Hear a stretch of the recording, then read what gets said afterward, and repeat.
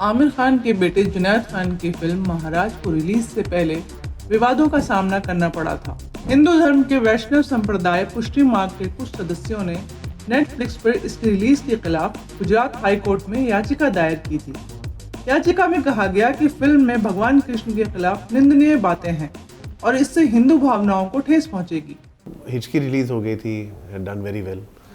फिर मेरे जो एक राइटर दोस्त हैं विपुल मेहता, जिन्होंने ये फिल्म लिखी है, उन्होंने एक गुजराती नाटक इसके ऊपर बनाई थी, महाराज टाइटल्ड, सौरभ शाह की किताब के ऊपर।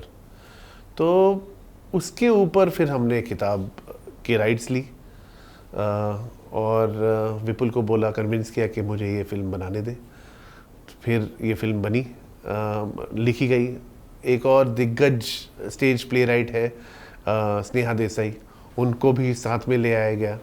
तो स्नेहा और मैं और विपुल ने साथ काम किया स्क्रिप्ट पे काम करने के बाद जो भी हमें लगा कि ये किताब में ये ऑब्जेक्शनेबल है, ये इसको हटा दो, ये हम अपने फिल्म में नहीं रखेंगे, कि ये केस में कुछ ऑब्जेक्शनेबल है, ये नहीं रखेंगे।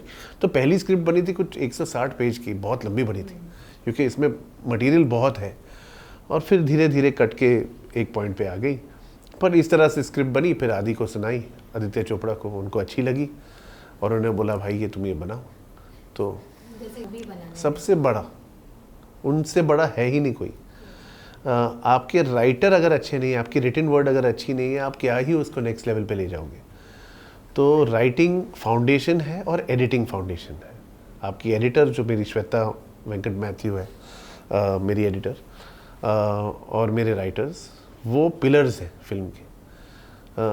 वो अगर राइटिंग उम्दा हो तो फिर डायरेक्टर या उस राइटिंग को ख़राब करे या अच्छा करे, पर राइटिंग पहले तो अच्छी होनी चाहिए।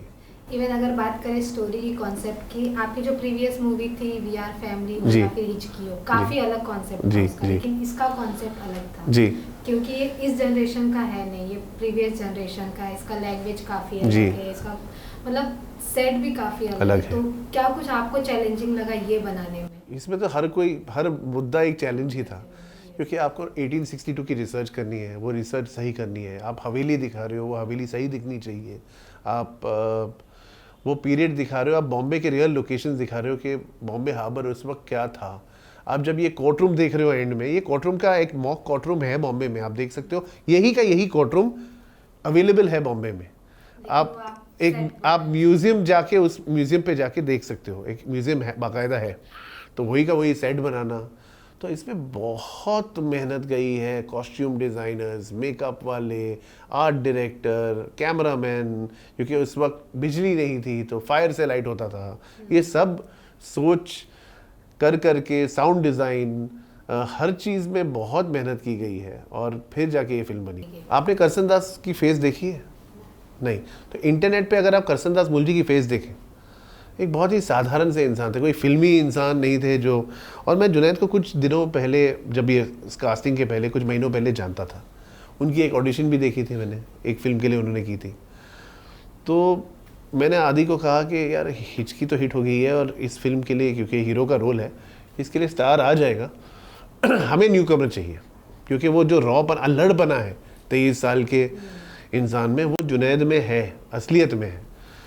तो आदि ने भी जुनैद की ऑडिशन देखी थी, तो आदि को भी लगा कि जी ये, तो फिर आमिर सर को फ़ोन किया, जाके जुनैद को सुनाई फिल्म, आमिर सर को सुनाई, दोनों को अच्छी लगी।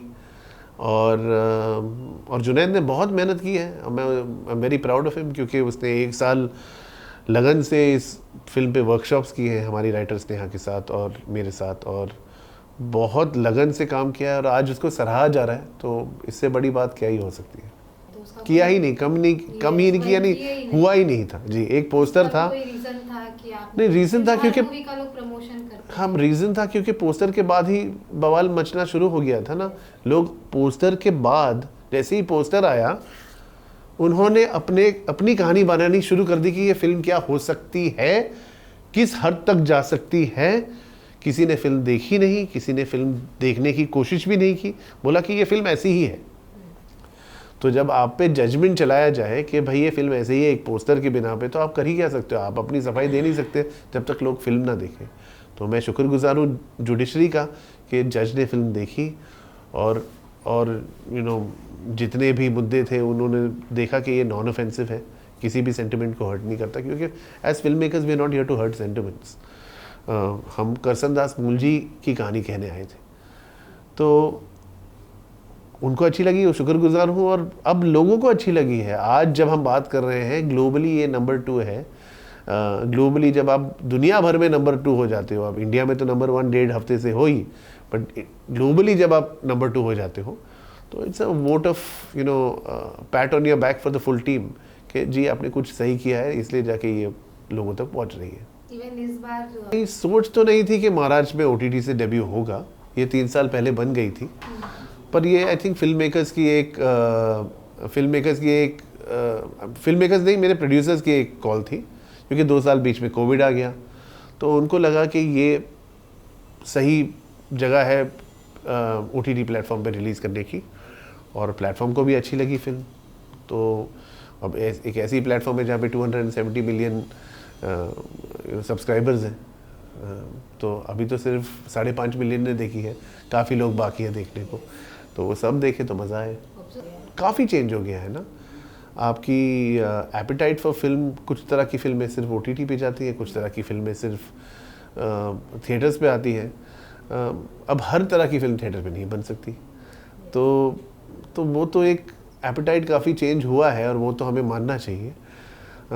पर इसका मतलब ये नहीं कि कोई मिड साइज फिल्म OTT पे थिएटर पे चलेगी नहीं। मुंजिया देख लो, चल गई। काफ़ी फिल्में जो हाल ही में आए हैं, कुछ मिड साइज फिल्में चल गई। अच्छी फिल्म होती है, बुरी होती है। On screen of screen memories तो बहुत है, फिल्म को बनाते बहुत है, कुछ ज़्यादा ही है, पर मेमोरीज का ये है कि आप जब when you look back on a film, क्या आप वो मेमोरीज को देख के मुस्कुराते हो कि नहीं, क्या वो बॉन्ड बनी है कि नहीं बनी है। तो वो आज ये जो पूरी टीम है महाराज की, एक फैमिली बन गई है। 3 साल के बाद भी एक फैमिली बनी हुई है। तो चाहे वो हिचकी हो, चाहे वो VR फैमिली हो, चाहे मेरा कोई भी शो जो मैंने प्रोड्यूस किया हो, it's a bond that you make for life. ये इंडस्ट्री रिलेशनशिप्स की इंडस्ट्री है। अच्छी चैलेंजिंग नहीं था। आई थिंक पापा को तो बहुत खुशी थी कि मैं इस लाइन में था। दादा मेरे प्रेमनाथ जी एक्टर हैं, मेरे दादी मीना राय जी एक्ट्रेस हैं, मेरी बहन एक्टर है, उनके बहनोई राज कपूर साहब हैं, तो मेरे दादा के, तो इसी इंडस्ट्री में पला बड़ा हूँ मैं, 3rd जनरेशन हूँ, तो आई थिंक उनके लिए कोई सरप्राइज़ नहीं था कि ये इसी लाइन में आएगा। और मैं तो ऑलमोस्ट 15 साल की उम्र में विधु विनोद चोपड़ा को करीब में असिस्टेंट करने चले गया मैं, करीब फिल्म में। फिर कल हो ना हो में असिस्टेंट था, फिर सूरज जी का असिस्टेंट था, तो इसी लाइन में था। TV सीरियल्स बना रहा था, कुछ 25 ईयर्स से TV सीरियल्स बना रहा हूँ और OTT शोज़ बना रहा हूँ, तो आई थिंक वो तो खुशी है। मुझे हमेशा डायरेक्ट करना ही था, ये बाय डिफ़ॉल्ट हो गया कि इतने साल का गैप आ गया 3 फिल्मों में। VR फैमिली के बाद हिचकी कोई कहने ही नहीं दे रहा था। 5 साल में तो पूरे चक ये कर करके हर किसी को नरेट करता था। फिर आदि आए, आदि को ने सुना, उन्होंने बोला यार तू ये फिल्म अच्छी बनाएगा, तू बना। ये तो महाराष्ट्र 2 साल उसके बाद बन गई। मुझे लगा ये तो आ रही है बाहर। फिर उसको भी 3 साल और लग गए रिलीज में। कोविड, किसको पता था कोविड आने वाली है, 2 साल कहाँ जाएगी। और फिर उसके बाद 1 साल और इसकी वेट, कब रिलीज़ करें नहीं करें, वो सब में चली गई। तो बाय डिफ़ॉल्ट अब मैं चाहूँगा कि हर फिल्म में हर साल में एक फिल्म आ जाए। मैं जो क्रिएट करता हूँ, चाहे वो OTT शो हो, चाहे वो फिल्म हो, उसमें एज अ राइटर पहले देखता हूँ कि क्या वो मुझे इमोशनली सेटिस्फाई कर रहा है कि नहीं। फिर क्या मैं एज अ डायरेक्टर इसको बेस्ट डायरेक्ट कर पाऊँगा कि नहीं। अगर नहीं कर पाऊँगा तो मैं एज अ प्रोड्यूसर आ जाता हूँ। कुछ चीज़ें, जैसे अगर आप मेरे पास आए कि मेरे पास एक कहानी है, ये मुझे ही कहनी है, पर अगर वो शिद्दत से आप कह रहे हो तो आप कहिए, मैं हूँ एम्पावर करने के लिए। वो कहानी अगर मुझे लगी कि यार ये कहानी से मुझे जुड़ना चाहिए, इसमें मेरा भी कुछ नाम रहेगा अगर मैंने कुछ ये कहानी कही, चाहे वो काफिर हो, चाहे वो संजीवनी हो, चाहे वो जो भी सीरियल्स हमने बनाए हो या शोज़ बनाए हो, तो उसका कोई सेट फॉर्मूला नहीं होता। वो एक गट होता है, इंस्टिंक्ट होता है कि ये कहानी कही जानी चाहिए, और अगर मैं उसका माध्यम बनूँ तो लिखा हुआ है।